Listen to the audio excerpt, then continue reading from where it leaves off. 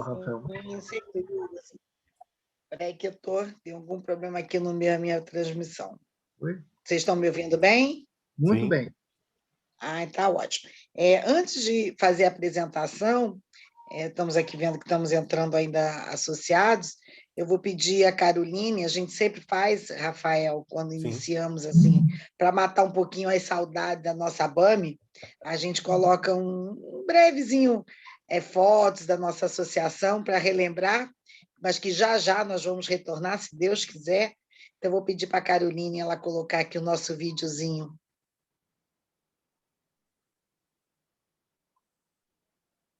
Caroline? Não, está entrando.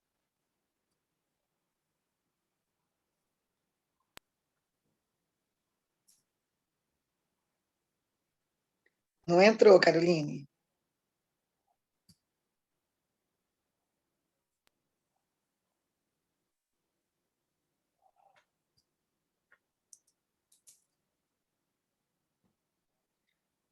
Congelou?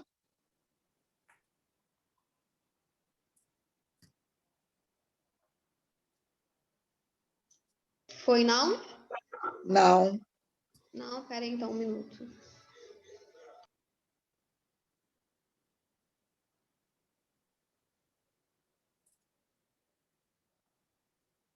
Problemas técnicos.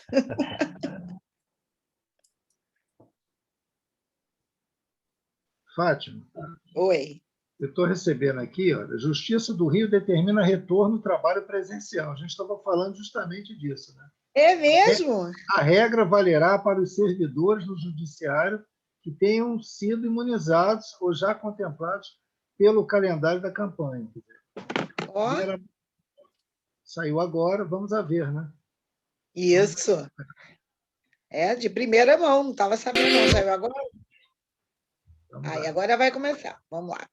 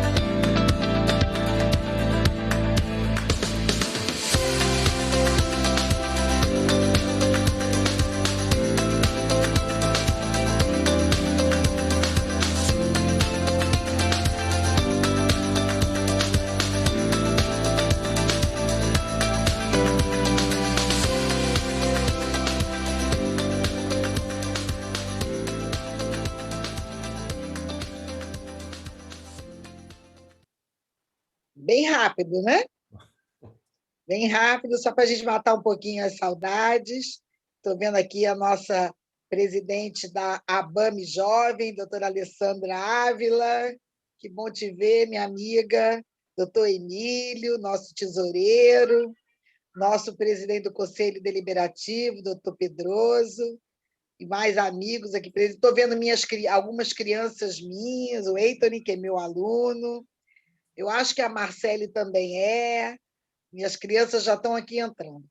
Vejam, a palestra de hoje, nós vamos ter aqui a honra de receber o professor Rafael de Oliveira Mota, com um tema muito interessante, eu gostaria até de colocar, sabe, professor Rafael, falar de propriedade industrial para o mercado imobiliário, entendo ser muito importante, né? Nós temos uma fragilidade imensa no mercado, principalmente na parte da corretagem, muitas imobiliárias, administradoras, não têm a preocupação de registrar suas marcas, né? A gente vê isso muito, principalmente no interior, né? Eu, como advogo nessa área há muitos anos, quantas vezes já tive situações da pessoa faz seu nome, mas nunca teve a preocupação, né, de ter aquela sua logo, a sua marca, devidamente levando para o órgão competente.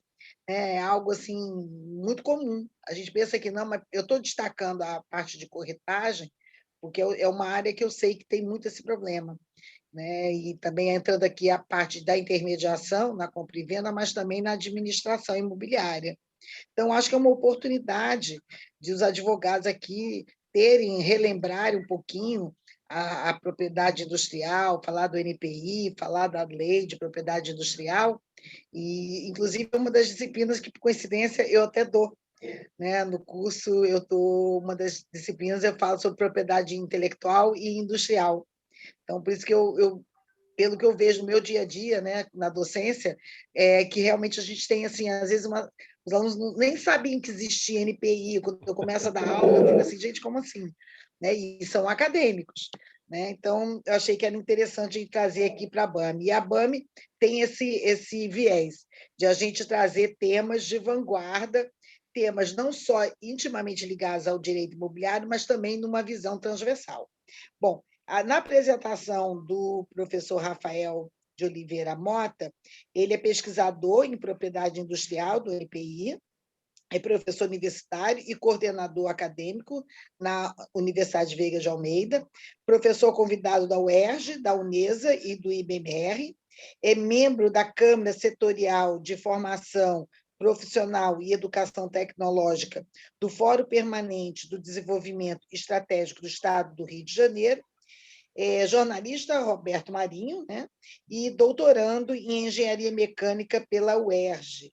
Então, mais uma vez, fico muito feliz e honrada com a sua presença, em aceitar estar aqui presente na nossa BAME, e para falar de um tema tão interessante, que é propriedade industrial, uma introdução. Então, a palavra é sua, professor Rafael. Muito obrigado pelo convite, doutor Sidney, doutora Fátima. É uma honra estar aqui. É um tema que, para o advogado, acaba ficando um pouquinho de lado, né? Mas eu vejo como uma grande oportunidade até de negócio, né? Para os associados, justamente em função de procura comercial. Algumas empresas, por vezes, vão procurar algum tipo de aluguel, alguma compra de imóvel, e você pode oferecer esse tipo de serviço também como sendo um apêndice, né, daquele serviço inicial, né, daquele serviço principal. Aqui tem alguns dos meus contatos, né? Basicamente, a gente tem que começar do macro para vir reduzindo ali para a propriedade industrial, que é o tema do nosso interesse inicial. Quando a gente fala de propriedade intelectual, ela trata de tudo, basicamente, que é relativo ao direito da criação do intelecto humano. Ou seja, ela vai incluir desde a parte industrial, a parte científica, mas também a parte literária, a parte artística. Então, existe uma figura, né, que consegue, aí, de certa forma, discretizar o tema de uma maneira muito mais fácil. Então, a gente vê a propriedade intelectual dividida em 3 grandes grupos. O primeiro é o direito autoral, esse é vinculado ao direito do autor, mas também a gente tem alguns derivativos, né, vamos chamar assim, que são os direitos conexos, e, casualmente, o programa de computador, para a legislação brasileira, ele está associado ao direito autoral, ou seja, é meramente um registro. E temos a propriedade industrial, essa com mais ramificações, onde tem a área de patentes. A minha especialidade, eu fico vinculado à área de patentes, principalmente para processos de extração mineral, e desenho industrial. As marcas, que vão ser o tema principal, né? A gente vai acabar afunilando para marcas em função até de uma simplicidade maior, até no próprio registro, né? A facilidade até o custo, do ponto de vista de inovação. Quando a gente fala de inovação pelas marcas, eu acho que fica muito mais interessante, muito mais tem uma participação muito maior até das empresas brasileiras. E temos lá a indicação geográfica e o segredo industrial como sendo ali uma outra opção, né?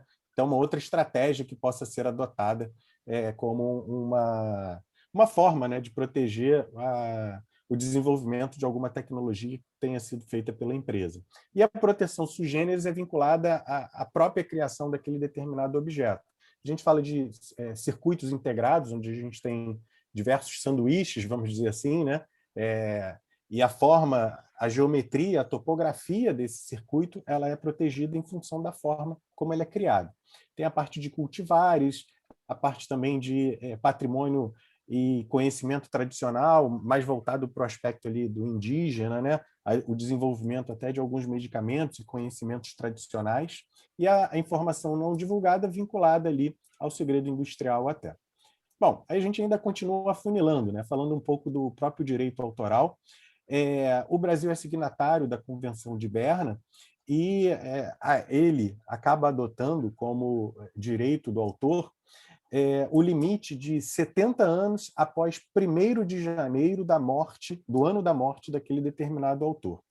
E é interessante porque o Brasil acaba tendo um prazo muito dilatado de proteção, diferente de outros países, como os Estados Unidos, que inclusive tem uma legislação que casualmente é chamada de Lei Mickey Mouse. E a gente vai ver o porquê disso, né? Então, só para deixar claro, no caso do Brasil, o direito autoral ele é vinculado a 70 anos após 1º de janeiro do ano da morte do autor em si. Beleza? Então, vamos usar alguns pequenos exemplos aqui para ilustrar o tema, né? A gente tem o Mickey Mouse, que, pela legislação americana, ele deveria ter caído em domínio público lá em 1970 e pouco. Por que isso, né? Porque a legislação americana, inicialmente, ela permitia a exploração daquela publicação apenas durante 56 anos. Ou seja, ela não vinculava a morte do autor, ela vinculava a publicação daquela obra. E óbvio, né, que a Disney ela acabou se tornando ali uma indústria gigantesca e uma fonte praticamente inesgotável, né, de recursos para os Estados Unidos. A legislação acabou sendo modificada em função até do próprio Mickey Mouse. E na medida em que chegava o vencimento, né, do direito do autor sobre o Mickey Mouse, ele acabava sendo estendido para 75 anos. Então, ele teria caducidade ali em 2003. E depois houve ainda uma nova legislação, tem diversos artigos mostrando até um lobby muito forte que a Disney fazia, financiando algumas campanhas, até isso, para o americano isso até permitido, né? E pouco antes do vencimento, em 2003, a partir de 98, ele já começava a fazer aquele financiamento justamente para tentar fazer o lobby para aprovação. E, à época, o próprio Bill Clinton acabou assinando, né, estendendo o prazo de validade para 95 anos. Então, em tese, o Mickey Mouse, o direito autoral, né, sobre o Mickey Mouse, ele acaba em 2023, 2024. Então, a gente está muito próximo desse fim.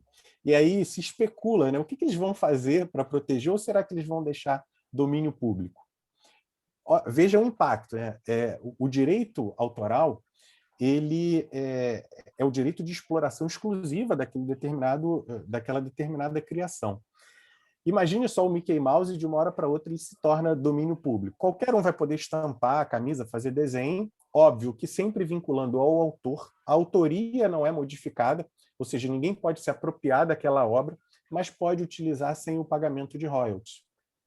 Então, quando você vai ao shopping, compra uma camisa para um afilhado, para um sobrinho, para um filho, e está lá o desenho do Mickey Mouse, ele tem uma autorização, ele tem um selinho, às vezes interno, que é o pagamento pela utilização desse determinado direito. Então, tem vários casos associados à legislação americana, né, que deveriam estar em domínio público, mas em função dessa extensão de prazo, não ficaram. Então, tem o Homem-Aranha, tem o Super-Homem, o Capitão América, todos esses, na verdade, deveriam estar em domínio público e a legislação foi avançando em função do próprio Mickey Mouse e desse lobby que foi feito. A gente tem também o Dom Casmurro, do Machado de Assis, em função da legislação brasileira. Se você for ao centro da cidade e pegar em qualquer jornaleiro, você vai conseguir comprar o Dom Casmurro e ir pagando bem barato com diversas edições. Por que isso? Porque ele está em domínio público e não há necessidade do pagamento de royalty para quem fizer essa impressão. A autoria continua sendo vinculada lá ao Machado de Assis, mas o pagamento de royalties, a exploração exclusiva, não. E por que eu digo isso? Porque você pode utilizar de uma forma até inteligente, né, estratégica, esse conhecimento para viabilizar alguns negócios sem o pagamento do royalty. Então, a obra, por exemplo, do Monteiro Lobato, ela caiu em domínio público, isso ali em 2019, e de uma forma bastante estratégica, né, o Maurício de Souza ele está criando um filme, eu acho que já criou, né, o Turma da Mônica no Sítio. Então, ele não teve que pagar nenhum royalty para a família, né, que explora os direitos autorais ali do Monteiro Lobato. Então, é só para ilustrar um pouco esse tema. Ainda avançando sobre os direitos autorais, né, que não é o tema, mas a gente vai falar um pouquinho, tem os direitos conexos, que são aqueles direitos vizinhos ao direito autoral. Basicamente, ele segue a mesma legislação, 70 anos após 1º de janeiro da morte do autor, e eu uso alguns exemplos bastante conhecidos, né? Por exemplo, o Erasmus e o Roberto, né? Se você observar, o Erasmus é aquele que compõe, é o autor, ele tem o direito autoral sobre aquela determinada canção, e o Roberto ele tem uma forma diferente de interpretar a música. E, em função dessa forma diferente de interpretar a música, ele agrega valor. Ou seja, ele tem um direito conexo, um direito vinculado, um direito vizinho ao direito do autor. Assim como aqueles que trabalham, por exemplo, na produção musical. Então, aqui tem 2 exemplos, né? O Dudu Borges, o Rick Bonadio. Então, eles fazem produção, alteram ali o arranjo das músicas e, de certa forma, eles acabam participando de uma forma vizinha da criação do direito do autor, né? O Rick Bonadio, por exemplo, foi do Rouge, NX0, alguns desses recentes aí, desses recentes grupos que fizeram certo sucesso, e o Dudu Borges com o Luan Santana, Michel Teló, fazendo produção de algumas músicas aí. Não estou questionando o gosto musical, apenas que eles fizeram, foram bastante conhecidos. Bom, tem o caso do programa de computador que acaba sendo vinculado ao direito autoral, e aqui tem uma pequena diferença, ao invés de 70 anos, ele fica vinculado a 50 anos, a partir do 1º de janeiro do subsequente à publicação, e não à morte do autor. Então, esse aqui a gente até passa um pouco mais rápido. E tem esse vinculado a produtos que são únicos ali no seu gênero, né? Então, a parte dos cultivares, por exemplo, então tem concessão ali de 18 anos para o caso de videira. Se for alguma outra algum outro tipo de árvore, né, ornamental, acaba sendo vinculado a 15 anos. Tem a parte do conhecimento tradicional também, que fica vinculado aí a desenvolvimento indígena, né, aqueles conhecimentos históricos, o desenvolvimento de medicamentos. Então, não há a possibilidade, por exemplo, da exploração desse tipo de conhecimento histórico e ser exclusivo de uma determinada empresa, né? É o caso de algumas pomadas, por exemplo, cicatrizantes, que as empresas não podem fazer utilização exclusiva daquele conhecimento. E aí sim chegamos ao nosso tema, né, depois de tergiversar um pouquinho, mas a propriedade industrial, onde fica vinculada ali a qualquer atividade comercial ou industrial, tanto para a pessoa física quanto jurídica, tendo aí a divisão entre indicação geográfica, segredo industrial, a parte de patente, desenho industrial, e a gente vai passar rapidamente por esses temas para depois sim aprofundar um pouquinho na área de marcas. Bom, com relação à indicação geográfica, a gente acaba tendo uma segmentação também de indicação geográfica. Por que isso, né? Porque quando você tem a origem de um determinado produto, essa origem ela pode diferenciar o produto, seja pela qualidade daquele lugar, algum tipo de influência que alguma característica ali geográfica tenha sobre o produto. Então, em função, por exemplo, de ser uma planície, então a produção, por exemplo, de carne acaba não tendo tanta musculatura, a carne é mais macia. Então, toda a topografia, o clima da região pode influenciar no produto que é extraído daquela região. Ou pode acontecer justamente daquele local ele ser historicamente conhecido como um polo produtor, como é o caso, por exemplo, da cachaça de Paraty. E aí a gente fala de indicação de procedência. Por que isso, né? Para quem já visitou Paraty e tomou uma cachaçinha lá em Paraty, observa que aquela topografia, aquele clima, não vai influenciar no envelhecimento da cachaça, não vai influenciar no crescimento, por exemplo, da cana-de-açúcar ali. Mas, historicamente, aquela região foi conhecida por ser uma produtora de cachaças de qualidade bastante superior às demais. Então, acaba sendo vinculada ali essa indicação de procedência, que é uma solicitação que é feita ali pela própria comunidade, né, para que aquela região ela seja reconhecida como sendo um polo de produção de cachaça, por exemplo. Então, são esses 2 modelos, né? O primeiro é a indicação de procedência, quando a própria história, né, acaba sendo vinculada à produção de um determinado produto, ou a denominação de origem, quando a topografia, o clima da região influencia no produto. Então, o pessoal que gosta de vinho, por exemplo, a gente tem os vinhos de denominação de origem, tem os vinhos de denominação de origem controlada e tem os vinhos de denominação de origem controlada e garantida. Na medida em que as letras vão sendo agregadas, o preço também costuma aumentar, né? Então, o vinho DOC G, por exemplo, são os vinhos onde aquela região ela tem uma característica para produzir aquele produto, aquele vinho, por exemplo, que concede a ele um grande diferencial. Aqui no Brasil, a gente tem o Vale dos Vinhedos como tendo essa indicação geográfica de denominação de origem. Então, aqui eu deixo também para o material que depois envio a vocês, né, as próprias definições aí. E o pessoal mais elegante, né, vai gostar ali do presunto de Parma, do conhaque, Luiz Royer e da Boêmia também, né, fabricante ali de cristais, em função até desse histórico, né, e não em função do local em si. Bom, uma outra estratégia também dentro da propriedade industrial, a gente... Deixa eu até admitir aqui, tem pessoas aqui, admitir todo mundo.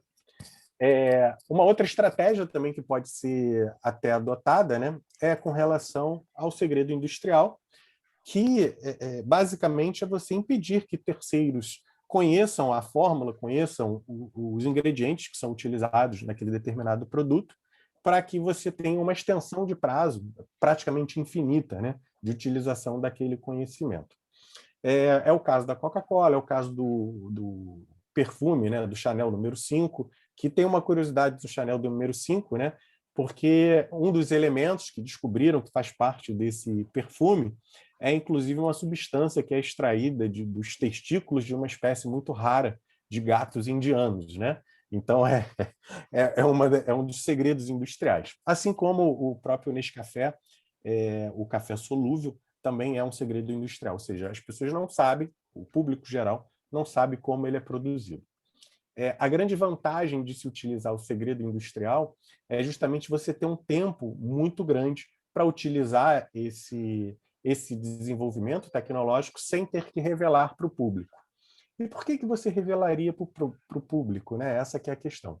Então, a gente chega agora na patente. O que é a patente, né?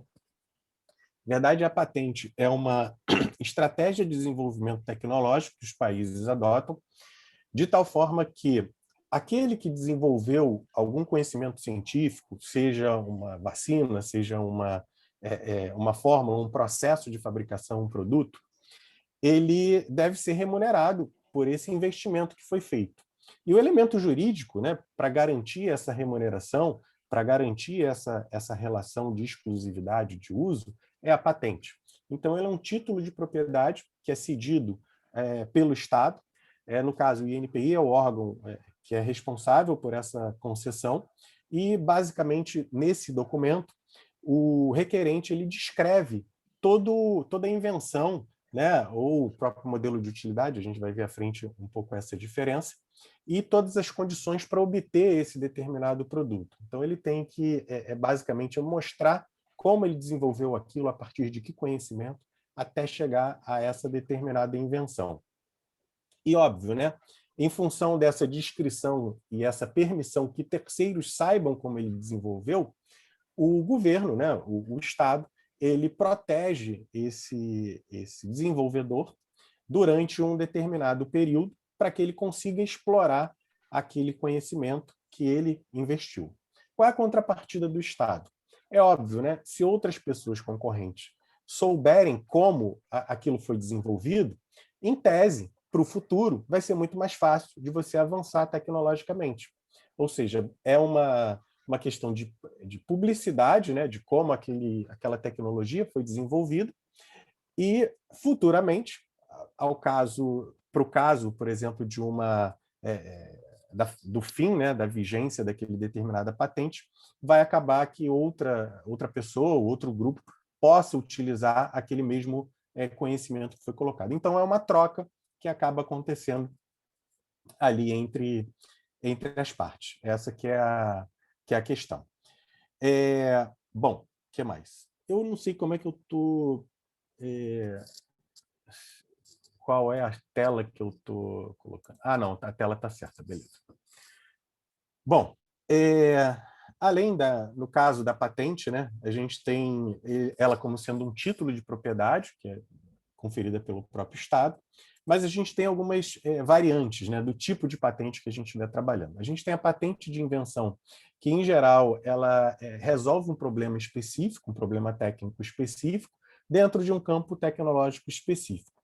E a grande diferença que a gente tem em termos de patente de invenção para patente de modelo de utilidade é que a patente de modelo de utilidade nada mais é do que uma melhoria funcional em função de uma modificação na forma do produto. Então, ali é o caso da tesoura, né? A gente tem a tesoura onde você coloca os 2 dedos e uma tesoura onde você tem um encaixe, uma ergonomia muito melhor. Então, o conhecimento que foi empregado para o desenvolvimento de um modelo de utilidade, em geral, ele acaba sendo menor do que o que foi desenvolvido para o caso de uma patente de invenção.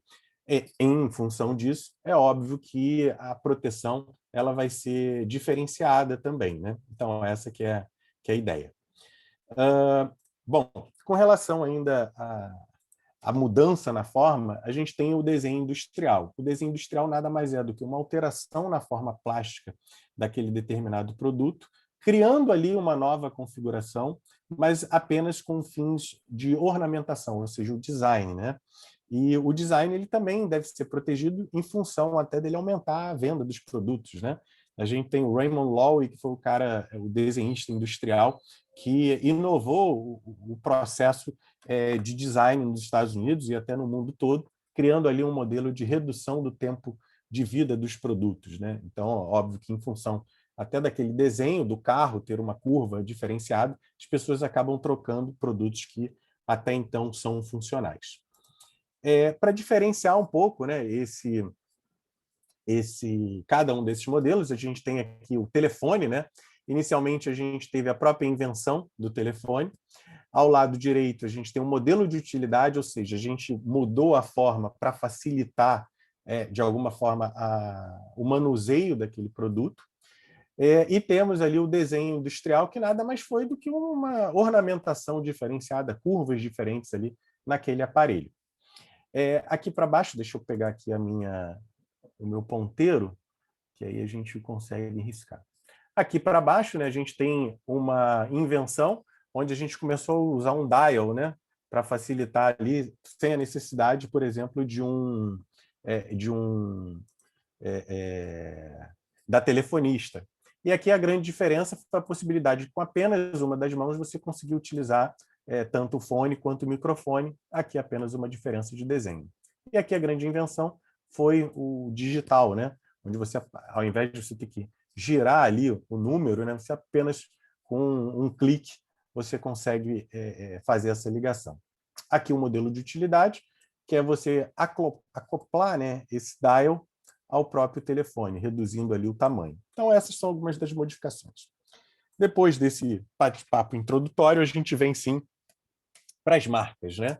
Agora sim a gente vai falar um pouco mais devagar, porque essa parte inicial foi mais para fundamentar e tentar vir afunilando o assunto.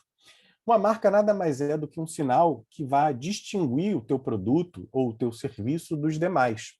E, em função dessa distinção, seria interessante que houvesse algum elemento jurídico, vamos dizer assim, para proteger essa marca, essa tua diferenciação.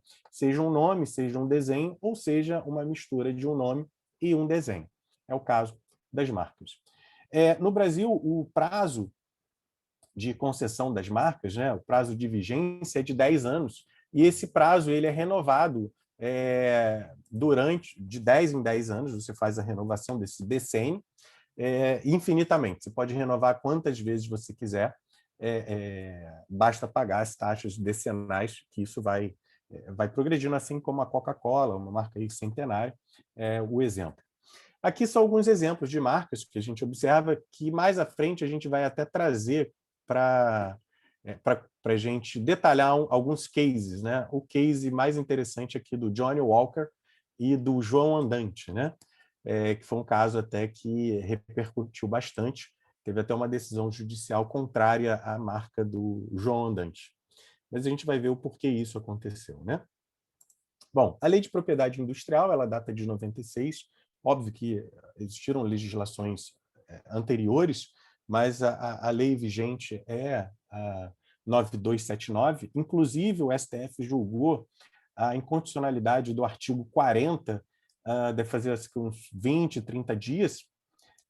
O artigo 40 ele é vinculado às patentes, né? E óbvio que há muito tempo já havia um lobby muito forte para que fosse decretada essa inconstitucionalidade.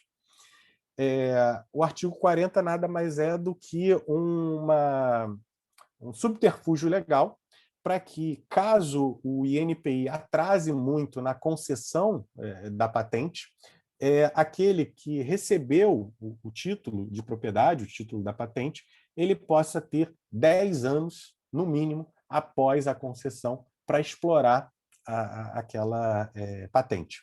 Então, acabou sendo inconstitucional, e isso também em função de uma pressão muito forte até do governo, porque aqui no Brasil a gente tem esse modelo vinculado à saúde universal, onde a gente tem subsídios para a compra de medicamentos. Então, foi interessante e será até uma economia, principalmente para a área de fármacos, onde acaba havendo patentes ali que perduram por 25 anos ou mais, o que encarece bastante o custo de saúde brasileiro. Mas isso é um parêntese para um outro debate. Mas a lei de propriedade industrial ela acaba definindo também o que seria a marca. Nada mais é do que uma forma de distinguir um produto ou serviço dos demais, só que existem algumas exclusões. E que exclusões são essas? As marcas sonoras, ou seja, um som determinado, então você não consegue registrar. E o exemplo que a gente pode dar de como você registraria um som, se eu falar aqui plim plim, vocês vão associar rapidamente à Rede Globo, né? Aquele plim plim da Rede Globo. Só que o som, esse sonzinho, esse plim plim, eu não consigo registrar, eu não consigo associar a uma marca. E aí qual foi o subterfúgio? De uma maneira muito inteligente que eles fizeram para registrar. Eles registraram a marca como sendo plim-plim, ou seja, o nome plim plim como sendo uma marca que diferenciasse, ao invés de diferenciar o som. Então vocês, advogados, têm essa habilidade, né, de dar solução para as coisas que parecem que não têm solução. Então foi algo bastante interessante. O caso das marcas olfativas, ou seja, é impossível você fazer um registro de um cheiro específico, né? Então, por exemplo, você tem um perfume, o perfume Chanel número 5, ele tem um cheiro característico. Você não consegue registrar o cheiro em si. E aí o que as empresas fazem? Elas registram uma marca, Chanel número 5, e aí valorizam, colocam como diferencial a marca em si, porque o cheiro ela não consegue. Então, vocês observem aí que no mercado existem diversas outras marcas que acabam se aproximando bastante daquele cheiro, né, dos perfumes. Por quê? Porque não tem uma proteção específica para isso. É o caso do gosto também, é o caso de uma sensação tátil. Então, não há formas de você proteger isso, né? Então, esse é o segredo. Agora, quando a gente fala das marcas, a gente tem formas de caracterizá-la, né? Ou seja, naturezas distintas para a marca. Então, a gente pode ter a marca vinculada a produto, a gente pode ter a marca vinculada a serviço, as marcas coletivas e as marcas de certificação. Então, vamos passar rapidamente cada uma delas para mostrar a diferença, né? A marca do produto é aquela que vai diferenciar o produto dos demais produtos. Então, você tem ali um achocolatado, então você tem o Toddy, o ovo maltine, o Nescau, todas essas marcas, elas diferenciam produtos da mesma natureza, da mesma origem em si, né, que é o achocolatado. A mesma coisa, e acho que no caso de vocês é a que mais se aplica, né, que é a marca de serviço, né? Então, é uma marca que é utilizada para distinguir aquele serviço de demais serviços dentro de um determinado ramo. Então, no caso de serviços bancários, né? A gente tem diversos bancos, Bradesco, Banco do Brasil, Caixa, SBC, Itaú, Santander, entre outros, que acabam diferenciando dos demais. E é interessante porque isso é utilizado como uma estratégia, você associar aquele nome a uma qualidade, a alguma característica positiva, acaba sendo uma estratégia que as empresas adotam, né? Então, quando você ouvir aquele nome, você fala, pô, eu posso confiar naquele determinado serviço, naquele determinado produto. Então, essa é a realidade. E temos a marca coletiva. Essa, sim, que, em geral, existe um regulamento de utilização, ou seja, aquele detentor da marca coletiva, ele cria condições para que terceiros possam usá-la. É o caso, por exemplo, da Unimed, que é uma cooperativa de médicos associados, e para a utilização da marca, eles são obrigados a seguir ali um determinado regulamento. Assim como os vinhos do Brasil, né, para exportação, Wines of Brazil, e a marca de algodão americana, Cotton USA. Então, são marcas coletivas, né? Temos também as marcas de certificação. O que seriam essas? Na verdade, é uma marca que atesta a conformidade de acordo com algum tipo de norma ou especificação técnica. É o caso do selo de pureza ABIC, aqui os cafés brasileiros, né? O café do Brasil também é uma outra marca de certificação que, de certa forma, classifica o produto, mostrando que ele tem ali um nível de pureza específico, né? Uma forma de fabricação, um nível de qualidade, assim como a ISO 9001. Então, tem diversas outras marcas de certificação que garantem que aquele produto ele seguiu certas normas, né, de qualidade, normas ali vinculadas até a metodologia que tenha sido empregada para fabricar aquele produto. Com relação à maneira de apresentar a marca, a gente tem 4 classificações, né? A marca nominativa, ou seja, é apenas um nome ali associado, sem nenhuma forma estilizada da escrita desse nome. A marca figurativa, que nada mais é do que um desenho que te remete diretamente àquele determinado produto. E temos ali a marca mista, que nada mais é do que uma associação do nome com a forma como aquele nome foi escrito, né? Com a estilização ou uma figura associada a esse nome. E a marca tridimensional, na verdade, é um aspecto de volume, né? Eu vou dar um exemplo ali à frente, que é a garrafinha da Coca-Cola e aquele copinho do Yakult também podem ser usados como exemplo. Bom, aqui com relação à própria marca nominativa, né? Nada mais é do que o nome, e o nome é utilizado para diferenciar, né? Então, vão ser combinações ali de letras e alguns algarismos romanos ou arábicos para formar uma palavra em si que vai ser o diferencial. A ABAME, por exemplo, você pode registrar como sendo uma marca nominativa sem utilizar, por exemplo, esse logo azul, vermelho e branco para diferenciá-la das demais. Porque, posteriormente, você pode modificar a coloração do nome, e aí você tem essa liberdade.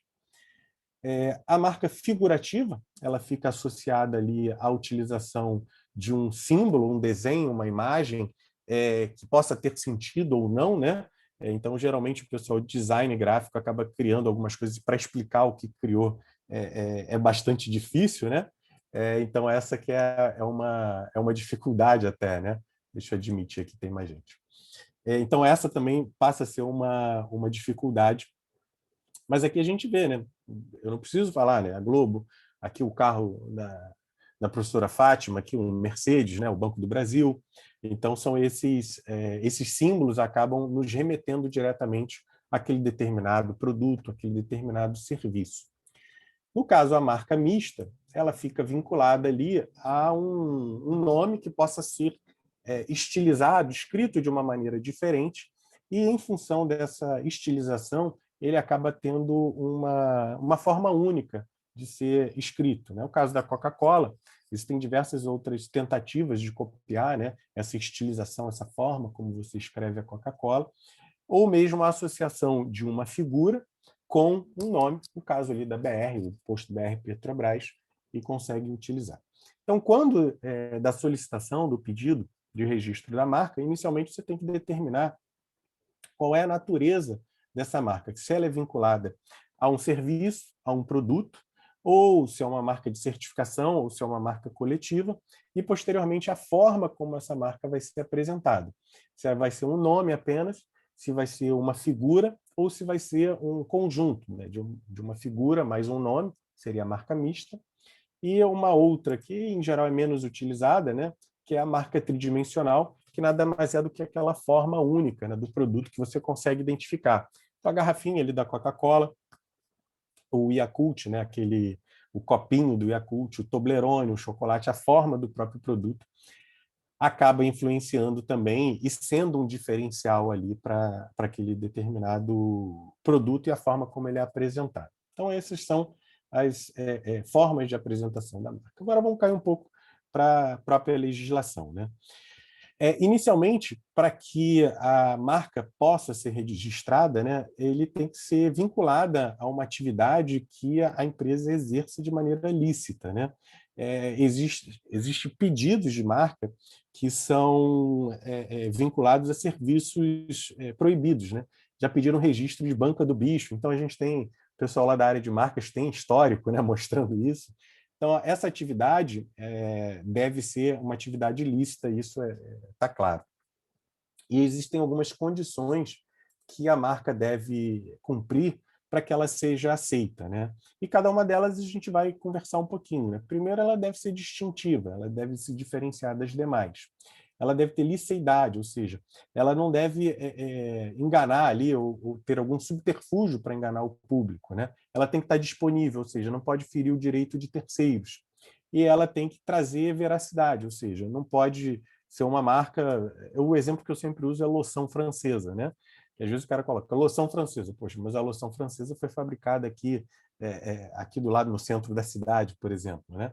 Então, óbvio que para ser registrada, a marca tem que atender todos esses pré-requisitos, essas condições. Com relação à própria distintividade, né? Existem nomes que acabam se confundindo um pouco com o próprio produto. O caso da Gillette, né? Na verdade, Gillette é uma marca, não é o nome do produto em si, não é o substantivo, né? É lâmina de barbear, mas todo mundo compra Gillette, independente da marca que esteja comprando, né? Em função até do próprio histórico. Mas quando do registro de uma marca, o interessante é você verificar se vai haver uma distinção em relação ao produto que você estiver trabalhando. Um caso específico, né? Você registra a imobiliária XPTO. É óbvio que você não vai conseguir a exclusividade no nome imobiliária. Por quê? Porque ele está vinculado a uma prestação de serviços que as demais empresas também têm o direito de exercer. Então, por que você teria exclusividade naquele nome, né? Então, em geral, você consegue o conjunto da obra, né? Ou seja, imobiliária XPTO, só que sem o direito à exclusividade no nome imobiliária. Esse é o caso em função dessa distintividade, né? Óbvio que você vai utilizar o nome para vincular ali ao serviço que você esteja prestando. Que é o caso de um exemplo, né? Shoes, em inglês é sapato. Então, você não vai registrar uma marca que é shoes, não sei o quê, né? Ou bola para bola e por aí vai. Mas você poderia associar isso diretamente, como eu falei no caso da imobiliária, né? Fit Shoes, que ali é um nome, por exemplo, para uma marca de sapatos, sem o direito à exclusividade nessa expressão, que é a expressão que define o produto em si, né? Os sapatos. Então, o exemplo foi a própria imobiliária, né? Então, óbvio que a liceidade, ou seja, esse sinal não pode ser proibido, ou seja, não pode ir contra a ordem pública, ou seja, ser ali, fazer algum tipo de apologia ao crime, ou apologia a qualquer outro tipo de atividade ilícita, ou a própria atividade, né, que esteja vinculada àquela marca não pode ser ilícita. E ele deve estar disponível. O que quer dizer que está disponível, né? Não pode ferir o direito de terceiros. Ou seja, sempre que você vai fazer um registro da sua marca, você faz a busca ali no próprio site do INPI, é bem fácil de fazer, tem a busca exata ou por radical, e aí você consegue encontrar o proprietário eventual de uma marca que, por algum motivo você queira, você pode até negociar a compra ou a cessão da utilização daquela determinada marca. Então, essa é a ideia da disponibilidade inicialmente. Com relação à própria veracidade, né? Você não pode induzir o erro, não pode induzir a uma interpretação dúbia daquele determinado produto, né? Ou seja, loção francesa, se aquela loção, aquele produto não tem origem na França, né? Acaba sendo uma forma que você induz as pessoas a uma interpretação errada sobre aquele determinado produto com relação à procedência e à própria qualidade do produto. Então, essas são algumas das condições essenciais para o próprio registro, né? Com relação aos direitos e deveres do titular, né? A marca ela pode ser utilizada como um próprio patrimônio. E você, com patrimônio, você pode emprestar, você pode ceder o uso, você pode alugar, que seria o próprio licenciamento do uso por um determinado período, em função ali de uma determinada remuneração. E óbvio que você pode também zelar pela própria integridade dessa marca, dessa reputação, usando ali até artifícios, né, e subterfúgios legais para isso. Quais são os deveres daquele que detém a marca? Você não pode utilizar a marca como sendo apenas uma reserva de mercado, ou seja, você registrou ali para que terceiros não usem aquilo. Não, você tem a obrigatoriedade da utilização. Existem processos administrativos que são feitos justamente para cancelar registros de marca em função da não utilização durante um determinado período. Um outro dever também é prorrogar essa vigência a cada 10 anos, né? Você tem essa opção de a cada 10 anos conseguir renovar essa vigência da marca, cada decênio, e aí você vai renovando ad eterno, né? E o próprio acompanhamento do processo hoje é muito mais fácil, o próprio INPI tem um sistema push, né? Que, salvo engano, a Justiça Estadual e Federal também tem esse mesmo processo, onde a cada movimentação do processo você recebe uma informação por e-mail. Mas a obrigatoriedade não está vinculada a esse envio do e-mail, mas sim você acompanhar o processo diretamente. Então, são alguns desses direitos e deveres mais fundamentais aí que surgem do ponto de vista da marca. A prorrogação desse registro ela acontece a cada 10 anos e, em geral, quando há o esquecimento, por algum motivo, desse pagamento, dessa taxa, né, ao término da vigência, a gente tem algumas extensões de prazo, né?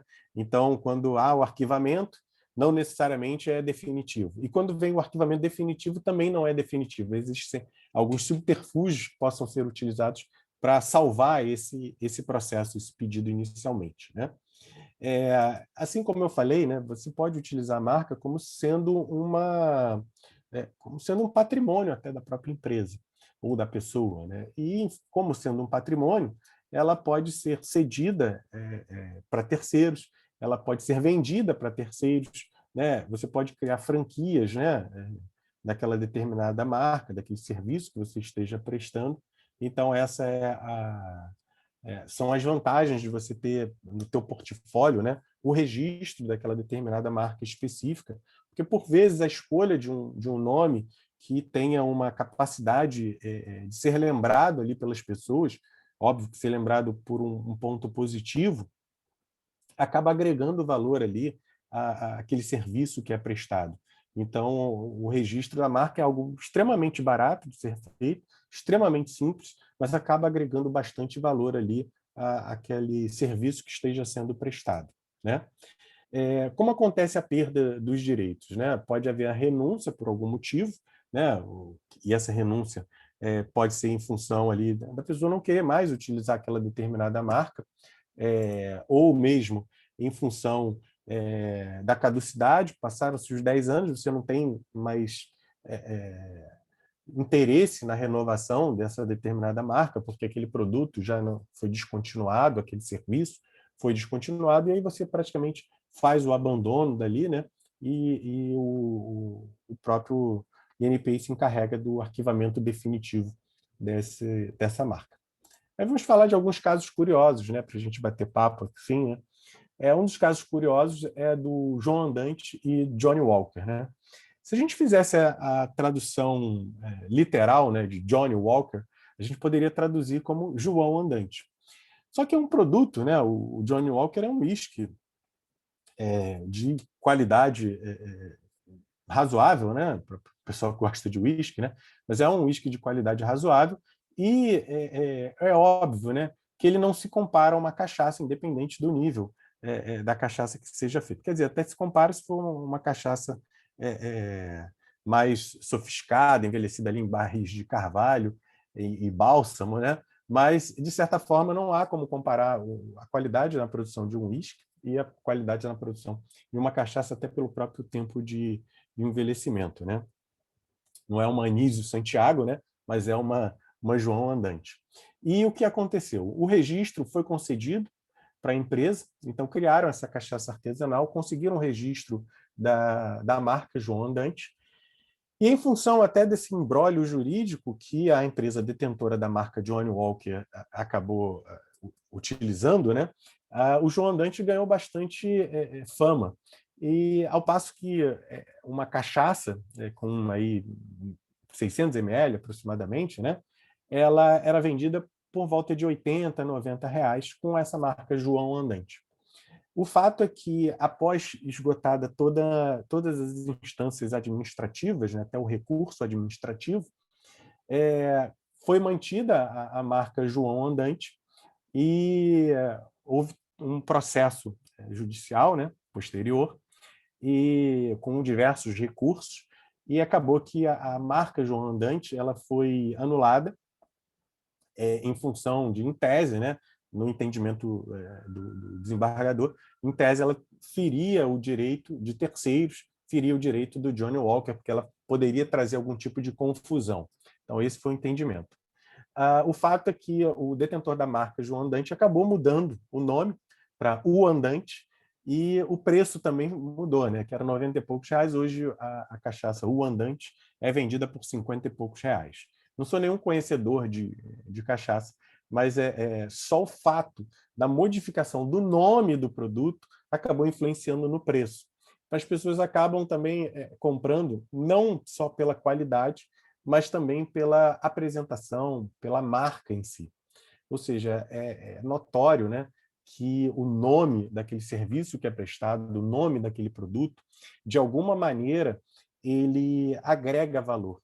Pode ser algo intangível, né, difícil de ser mensurado, mas existem pessoas que fazem esse levantamento, né, do valor de uma determinada marca, e é óbvio, né, que o valor de uma marca está associado a sentimento, né?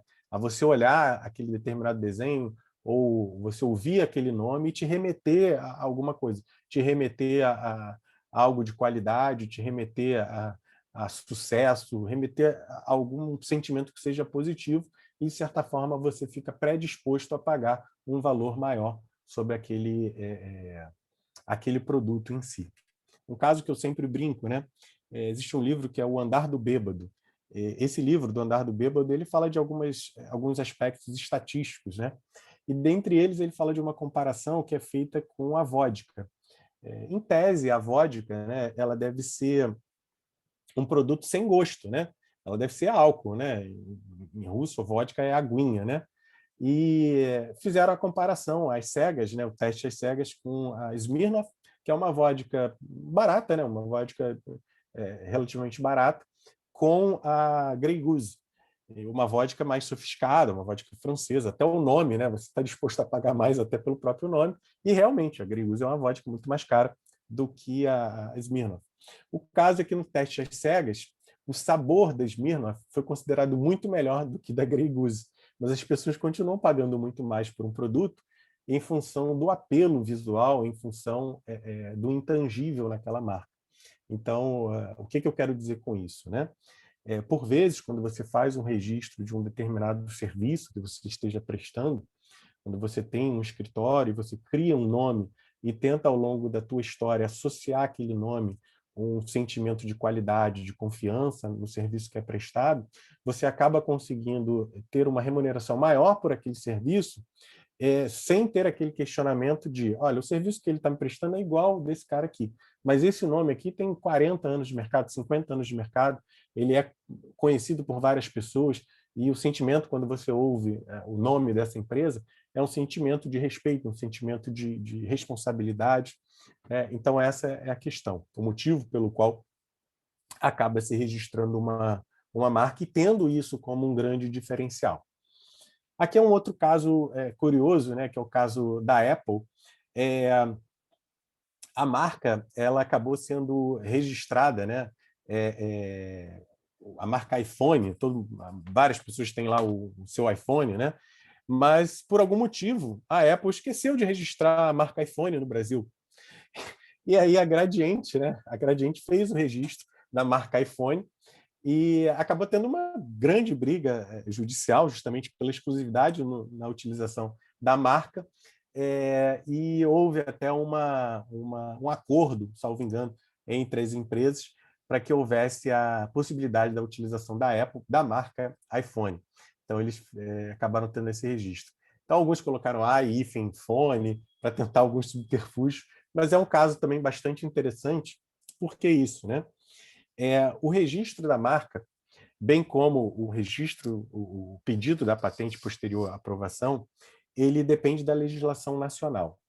Ou seja, se você tem uma marca e você registra aqui no Brasil, essa marca ela não é válida, essa exclusividade no uso não é válida em Portugal, não é válida em outros países, a menos que você consiga um escritório que te represente nesse país, que faça o depósito e que você registre essa marca.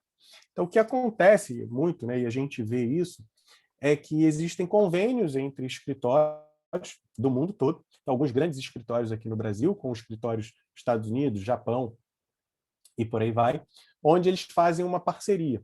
Então, uma grande empresa deposita um pedido de patente nos Estados Unidos e ela tem interesse em depositar aqui para o Brasil, para amarrar um pouco o mercado brasileiro.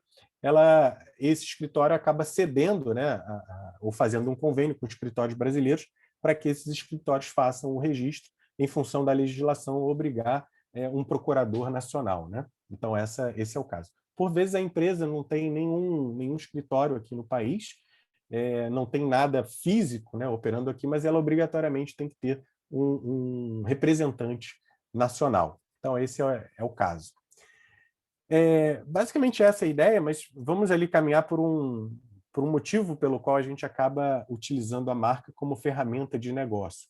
Basicamente é para a gente tentar distinguir aquele produto ou serviço dos demais, como a gente está batendo aqui, né? E óbvio, né, que o motivo pelo qual se utiliza a marca como sendo o diferencial é justamente em função do preço. É muito barato você fazer um registro de marca e você pagar os 10 anos. Salvo engano, eu não tenho de cabeça hoje o valor, mas é menos de R$300 que você paga para fazer o pedido. Hoje leva em torno de 18 meses, menos do que isso, mas no máximo 18 meses, até toda a análise, né, e concessão, e você faz o pagamento dos 10 primeiros anos. Se for pessoa física, tem um desconto, mas pessoa jurídica, menos de R$2.000, e você fica com 10 anos de proteção daquela determinada marca. Né? E depois de 10 anos, caso você tenha interesse, você paga mais 10 anos e vai renovando. Ou seja, não é um custo alto para uma empresa que queira, ali, de certa forma, fazer um investimento na diferenciação, na distinção do seu produto ou do seu serviço que é oferecido. Então, a gente tem algumas estatísticas mostrando até como isso acaba acontecendo e como algumas pequenas empresas, em função até de uma criatividade muito grande do brasileiro, né, acabam criando nomes de produtos e de serviços que lembrem, né, que sejam lembrados aí de uma maneira muito fácil, sejam associados ali a produtos e serviços com certa qualidade e presteza. Então, óbvio que sempre que se comercializa um novo produto, uma forma de você diferenciar esse produto ou serviço é através da marca, através de uma identificação que distingua esse teu serviço dos demais serviços. Aqui eu mostro um gráfico até 2018, acho que já tem até 2019 também, mas esse aqui é até 2018. Então, ele mostra o total de depósitos, né, em termos de marcas, e quantos são nacionais e quantos são de estrangeiros. Aqui, no nosso caso, no Brasil, a gente tem um percentual muito grande de depósitos de nacionais, ou seja, aqueles que querem proteger as marcas, em geral 86% são brasileiros, e o restante está distribuído ali em função até de uma cultura nossa de utilização de diversos produtos americanos. A gente tem ali 4% de marcas sendo registradas por empresas americanas. E dentro desse pequeno panorama que a gente mostra de investimento em inovação através do registro das marcas, a gente observa que grande parte das empresas que faz esse investimento são pequenas empresas, MEI, são empresas ali de pequeno porte ou mesmo pessoas físicas. Ou seja, o grande diferencial, né, é a facilidade com que você consegue diferenciar o teu produto ou serviço por um preço relativamente baixo, em que você consiga, de alguma maneira, proteger aquele teu diferencial, né? E eu acho que o interessante aqui, né, não é a criatividade, né, do brasileiro em si, mas ele saber que ele tem um arcabouço jurídico que permita, de uma maneira fácil, de uma maneira própria, ele proteger durante um grande espaço de tempo, e caso ele tenha sucesso com aquele determinado nome, com aquela determinada marca, ele consiga negociar com outras empresas que prestem serviços semelhantes para utilizar aquele label dele, né, aquele histórico, né, de sucesso que ele teve, para usar essa marca também como sendo ali um grande diferencial. Aqui a gente tem as grandes marcas, né, mundiais, então a gente tem a Google, Apple. Então, se você olhar essa maçãzinha, eu não preciso dar o nome, né? Todo mundo já vai associar diretamente à marca, né? Então, existem algumas associações que são feitas em função só dessa figurinha. É o que a gente observa, que as marcas mais valiosas no mundo são vinculadas ali a produtos de tecnologia. Então, Google, o que é o Google em si, né? O Google nada mais é do que uma ferramenta de busca, onde você tem um algoritmo de busca maravilhoso, né? Bastante assertivo. E, do ponto de vista físico, o que ele tem? Né? Ele tem lá, óbvio, que alguns computadores para fazer aquele processamento, né? Mas o valor da marca supera em muito os ativos físicos que existem. Ou seja, o intangível, né, passa a ter um valor monetário muito superior ao tangível. Por exemplo, a própria Coca-Cola. Quanto vale a marca Coca-Cola? A marca Coca-Cola, ela vale muito mais do que todos os caminhões, do que todas as indústrias que ela tem. Ou seja, porque ela é mundialmente conhecida. Então, existem ali alguns critérios intangíveis que acabam dando esse valor muito, muito alto para a marca. Assim como são critérios intangíveis que valorizam a marca, que dão essa associação a um valor monetário, a desvalorização acontece muito rápido também. Então, observe aqui, por exemplo, em 2017, o que aconteceu ali com a Apple, né? Por que isso aconteceu? Houve alguns problemas de vazamento de dados, né?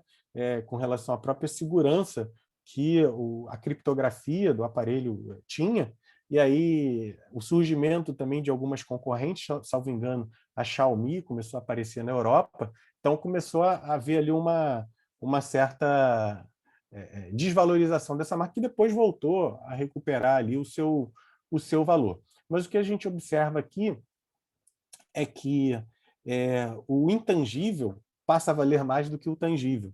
Então, a gente não fala mais de indústria, ali de estrutura física, né?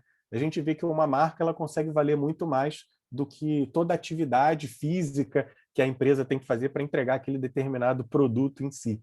Então, isso é muito curioso, né? A gente observar quanto que um nome e um legado que é criado ao redor daquela figura acaba valendo muito mais do que tudo aquilo físico que foi feito, né? Isso que é bastante curioso. Aqui os valores em milhões, né? Mas eu sempre trago uma curiosidade, né? Aqui, por exemplo, o M, né?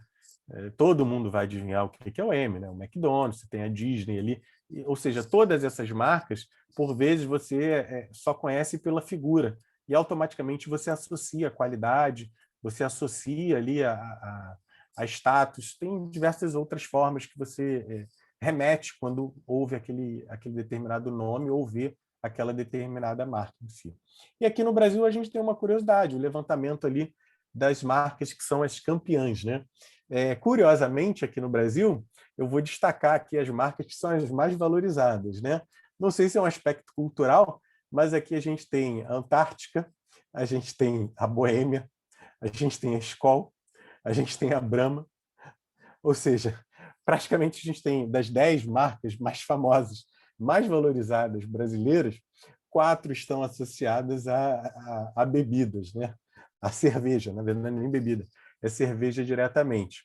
E outras 2 ali vinculadas a serviços bancários, que, óbvio, né? Quando você tem um serviço bancário, de certa forma, você tem que ter uma confiança associada àquele nome que está ali.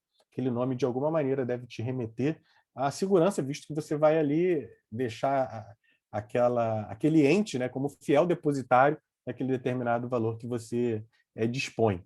Então, é curioso que aqui no Brasil, né, a gente tem as 4 marcas de cerveja como sendo as marcas mais valorizadas ali, né? Basicamente, com relação às marcas, existem alguns pilares que ajudam no desenvolvimento e na consolidação ali do valor associado.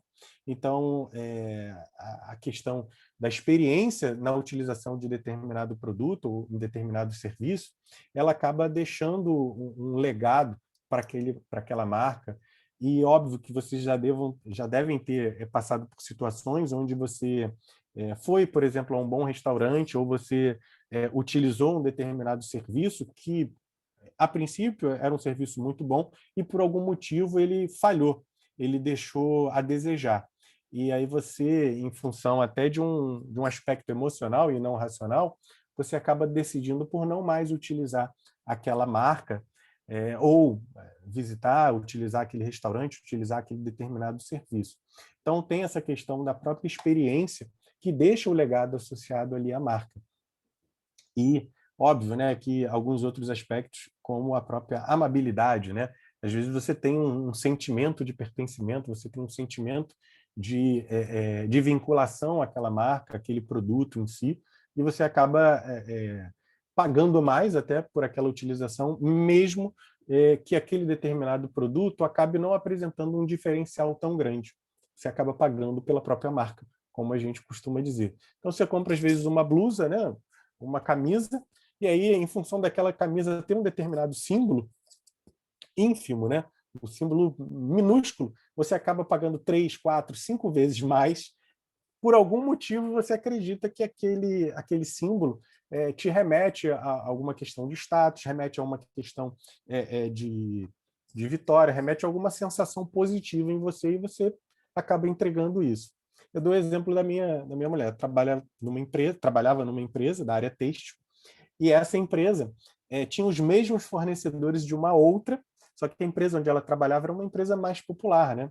Que fazia ali calça jeans, mas de uma maneira para pessoas assim da classe C e D, era o público-alvo. E os fornecedores eram os mesmos, né, de uma outra marca, que cobrava pelo produto 4 vezes mais. E aí o dono, ele questionava, ele, pô, por que o cara paga mais ali? Ou seja, é aquilo intangível, de alguma maneira ele identifica naquele nome, naquele símbolo, alguma coisa positiva que faz com que ele pague 3, 4 vezes mais. Então, a questão da marca nada mais é do que mexer com o intangível, mexer com a experiência e associar aquele nome, aquela figura, algo positivo, e a partir disso você pode alavancar o teu serviço e até ter um diferencial em termos de cobrança, né, em termos de valor que é cobrado por aquele serviço, só porque você é reconhecido em função de uma confiança histórica que você mantém e que associa a um determinado nome. Então, eu acho que eu fiz aqui a minha 1 horinha que eu tinha prometido, e aí a gente abre, né? Agradecer demais novamente, doutora Fátima, doutor Sidney, pelo convite. Eu tentei correr um pouquinho para dar um pouco de tempo aqui para a gente bater nesses 15 minutos finais aqui, bater um papo. Fico à disposição. Professor Rafael, olha, só tenho palavras para agradecer, né? Tinha certeza, né, que o tema ia trazer, né, uma curiosidade, uma atenção daqui dos nossos associados, porque, como nas suas últimas palavras, né, fechando aqui o seu raciocínio do tema, eu percebo, e até como disse no início, na universidade, uma das disciplinas que eu dou, eu falo sobre propriedade industrial e intelectual, a gente percebe, e também dentro da nossa vida profissional como advogada, muitos clientes que ignoram, né, a importância, o que possa vir agregar valor ao seu negócio, você ter a sua marca devidamente registrada, né, e isso ser uma grande alavanca para o negócio. Eu sinto, as pessoas têm uma falsa impressão de que é caríssimo, de que é algo intangível, né, que é muito complicado, e você, de uma forma muito didática, muito clara, passou né, aqui para os associados, não só a importância, mas como é prático e como é possível qualquer pessoa ter acesso, né, ao registro de uma marca. Então, aqui eu só tenho a agradecer mais uma vez. Estou vendo aqui, inclusive, os elogios. O doutor Jonildo, excelente explanação do mestre, muito bom. Aqui a Kevin também, que é a Marisa, muito obrigada. Então, assim, as pessoas aqui agradecendo a oportunidade de ter tido aqui essa palestra, né, que só veio assim agregar muito. Eu vou passar a palavra para o doutor Sidney, né? Acredito que ele queira também fazer algumas ponderações, alguma pergunta, acredito. Deixo aqui aberto para os associados, quem queira fazer alguma palavra, alguma pergunta, alguma indagação ao professor Rafael Mota. E com você, Sidney. Oi, Fátima. Na verdade, não é uma pergunta, é um agradecimento e um elogio a essa sua explanação, professor Rafael Mota, muito precisa, com riqueza de detalhes, e muitos colegas se assustam muito quando tem que enfrentar o processo do MPI. Eu, no passado, ainda no prédio antigo, do Edifício da Noite, onde funcionava o MPI, passei por um processo lento, né? Atuei como advogado, né? E marinheiro de primeira viagem, né? Depois que eu descobri que tinha umas pessoas que resolviam as coisas com muito mais facilidade, porque, na verdade, é como o professor colocou, não é tão complexo assim. A gente de fora fica um pouco assustado, mas quando vê que toda a tramitação é muito tranquila, inclusive o custo não é tão elevado como a gente, a princípio, imagina. Então, eu quero agradecer também, assim como a professora Fátima, a sua riqueza, a sua explanação foi muito rica, inclusive com exemplos muito interessantes. Muito agradecido. E saber que está disponível, né, Fátima? Para os nossos associados, essa palestra. Eu não sei se algum colega tem algum questionamento a fazer. Doutor Emílio? Ele abriu a câmera. Veja bem, eu acho que é uma especialização esse problema do INPI, né? São poucos os colegas, a meu sentir, que realmente se interessam, digamos assim, por essa matéria. Até recentemente, nós promovemos também o registro da nossa própria ABAME, no logo também. Consultamos um colega também associado que providenciou isso, mas me parece que o tempo de registro são 10 anos, ou qualquer coisa semelhante, que a pessoa até esquece, né? Termina o seu registro da sua marca e tal, esquece. Então, eu acho muito importante a gente ter esse registro sempre em dia, né? Para evitar qualquer complicação futura, né? Eu, por exemplo, o mestre falou a respeito de imobiliário e tal.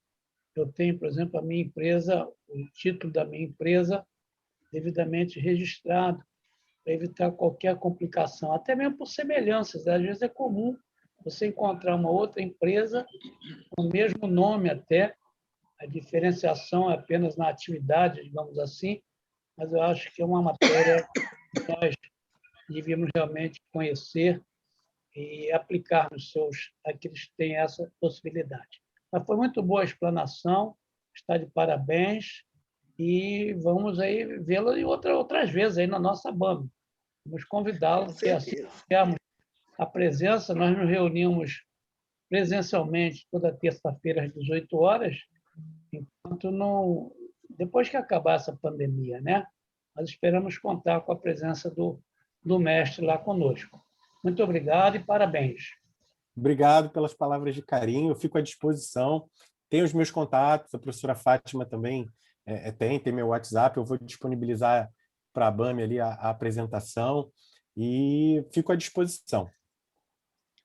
Olha, só tenho a agradecer, professor Rafael Mota, né, pelo seu carinho, pela sua atenção. Grande beijo, coraçãozinho, né, pela sua atenção com a nossa associação. E, com certeza, vai ser cobrada a sua presença na BAME, né, lá na nossa sede, na Avenida Rio Branco. Tá? Professor Rafael, Professor Rafael, Pois parabéns não. pela participação aqui nesse evento. A ABAME sempre trazendo coisas novas, né? Eu gostaria só que você pudesse falar um pouquinho da importância de que se faça a patente, né? Que se faça a, a patente. Eu, quando eu estava à frente de uma imobiliária, eu tinha uma empresa chamada Castelar, com K, né? Aí me disseram, na época, a pessoa que queria me vender o serviço, que eu deveria também registrar Castelar com C. Depois eu vi que não havia tanta necessidade assim com relação.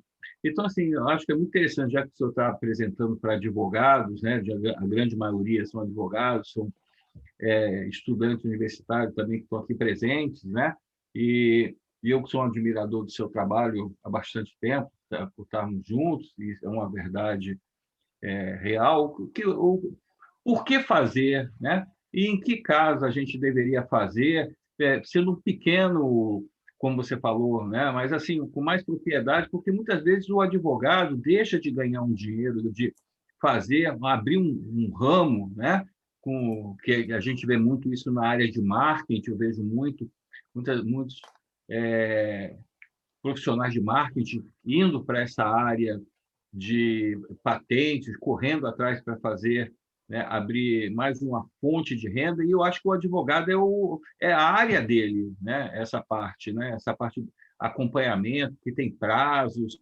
Você poderia falar um pouquinho sobre Sim, isso? sim. Grande professor Otto, obrigado pelas palavras, meu amigo. Com relação à parte de marcas, em geral, grande parte dos escritórios acaba utilizando o serviço de registro de marca como sendo um adicional a um serviço essencial. Por exemplo, a área dos associados aqui, vinculados à parte imobiliária. Você pode oferecer esse tipo de serviço, eu imagino, mas você oferece ali como um apêndice, vamos dizer assim, esse registro, que, em geral, o custo até para a empresa é bem menor, e óbvio que o valor cobrado pelo advogado deve ter até uma tabela que a própria OAB vincula a esse tipo de prestação de serviço, mas o serviço em si que o advogado vai prestar nada mais é do que o próprio acompanhamento do processo, que por vezes o leigo, né, aquele que tem outras tarefas ou outras atividades fim, não vai querer se preocupar com essa intermediação, com ficar acompanhando o processo ali semanalmente, ou alguns movimentos que são só administrativos, que não precisam de nenhum tipo de manifestação. Sempre que a gente observa um serviço que é oferecido por diversas pessoas, a gente tem que tentar diferenciar. E quais são as formas da gente diferenciar, né?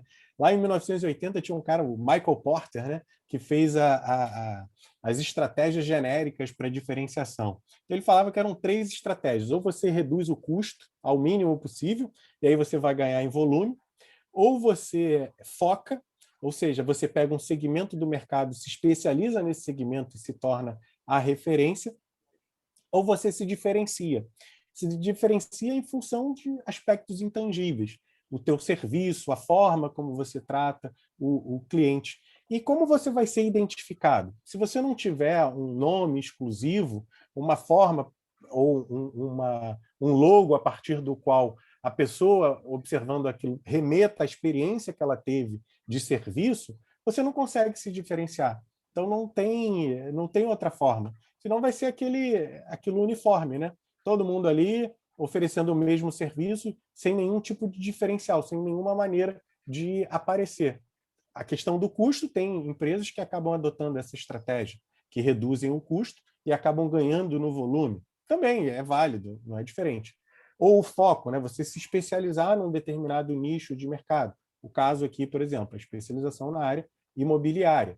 Então, você foca num determinado nicho e tem esse diferencial. Ou mesmo apresentando como diferenciação a forma, o serviço, e remetendo a algum nome, né? Deixando aquele nome como sendo a maneira pela qual a empresa vai ser lembrada, aquele serviço vai ser lembrado.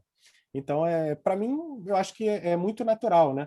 Você sempre associar a empresa a um nome que vai fazer uma lembrança, vai ter uma lembrança. A gente tem nomes na área do direito, por exemplo, que certamente, se vocês citarem aqui, todos vão lembrar.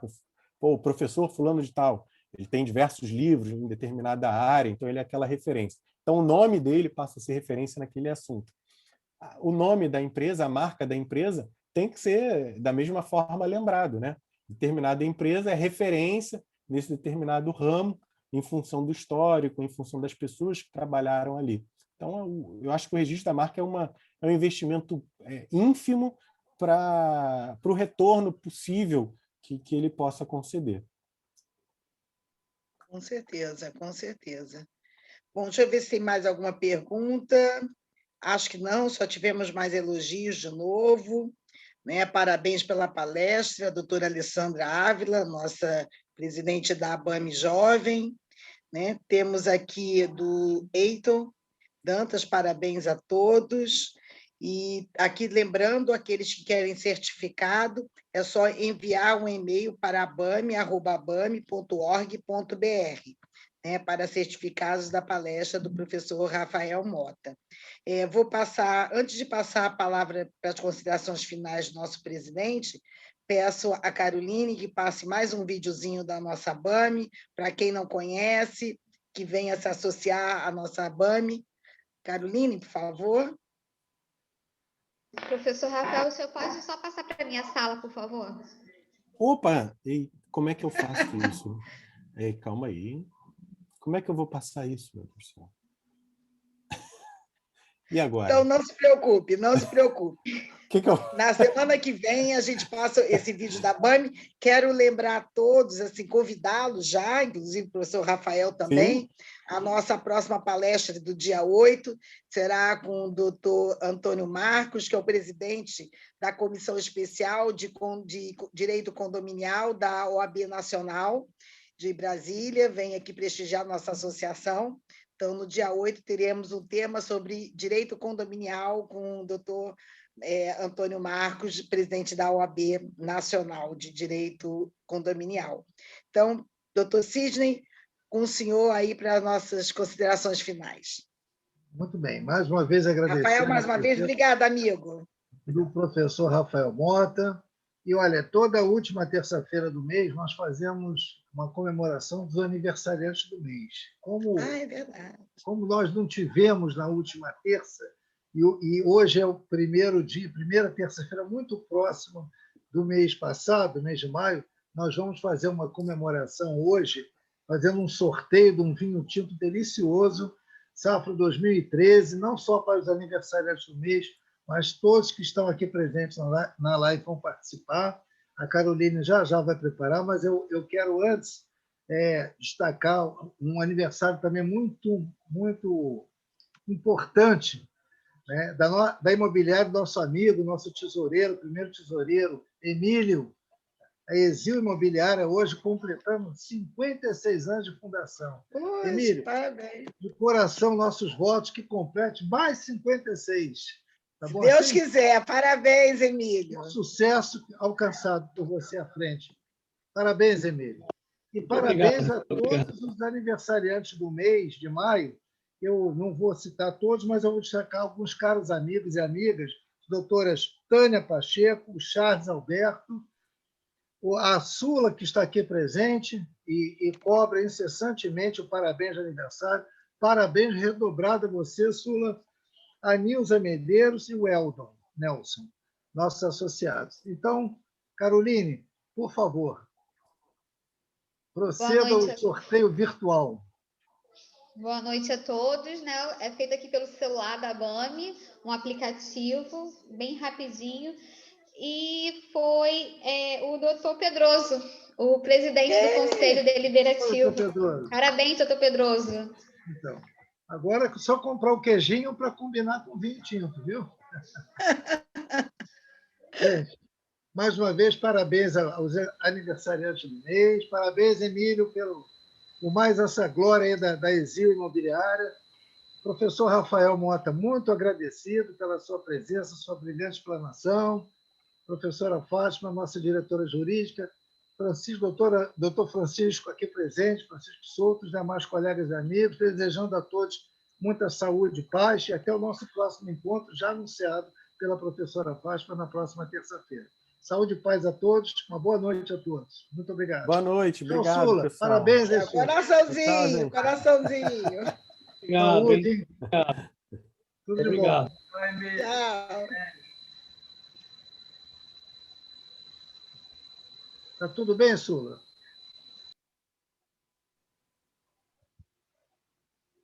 Emílio, Oi, tudo bom? 56 anos é uma vida, hein, Emílio? É isso aí, cara. Hoje tivemos o bolinho de aniversário. Isso, né? Duplo bolo, hein? É, exatamente. Isso por aí mesmo. Muito Agora, obrigado aí pela lembrança, hein? Pedro tem que nos convidar para tomar esse vinho junto, né? Né, Exatamente. doutor Vamos Francisco? guardar. Vamos guardar. Isso aí. Tchau. Parabéns. Obrigado. Parabéns Tchau. para a gente. Uma boa noite a todos. Em saúde e paz. Boa Até a noite. próxima. Tchau, tchau.